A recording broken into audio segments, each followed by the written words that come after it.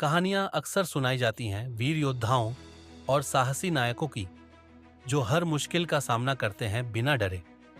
लेकिन क्या डर कभी भी पूरी तरह से गायब हो सकता है? मेरा मानना है कि डर जीवन का एक अभिन्न अंग है। यह हमें जीवित रखता है, हमें खतरों से आगाह करता है और हमें सुरक्षित रखने में मदद करता है। एक शांत सुबह सूरज की पहली किरणें एक छोटे से गांव पर पड़ रही थीं।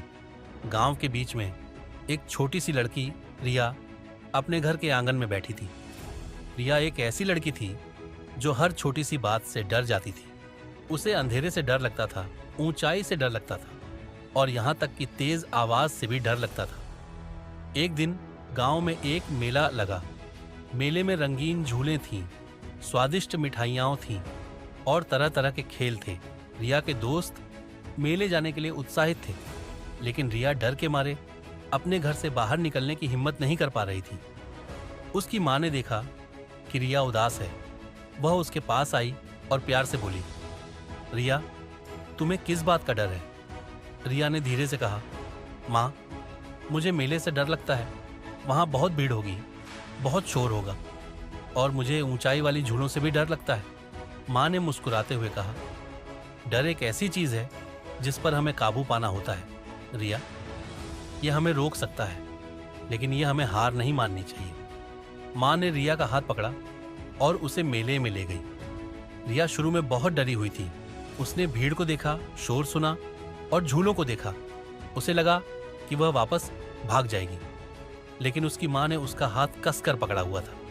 माँ ने रिया को एक शांत जगह पर बैठाया और उसे समझाया, रिया, डर से भागने की जरूरत नहीं है, हमें उसका सामना करना होता है। हर बार जब तुम डर का सामना करोगी, तुम थोड़ी और मजबूत हो जाओगी। रिया ने अपनी माँ की बात सुनी। उसने धीरे धीरे भीड़ को देखना शुरू किया। उसने झूलों को देखा, लेकिन डरने के बजाय उसने उन्हें देखने की कोशिश की। फिर उसने एक छोटी सी झूला लेने का फैसला किया। शुरू में वह डरी हुई थी, लेकिन जब झूला ऊपर गया तो उसने अपनी आंखों को खोला और आसपास के दृश्य को देखा। उसे बहुत अच्छा लगा। रिया ने मेले का आनंद लिया। उसने मिठाई खाई, खेल खेले और झूलों पर चढ़ी।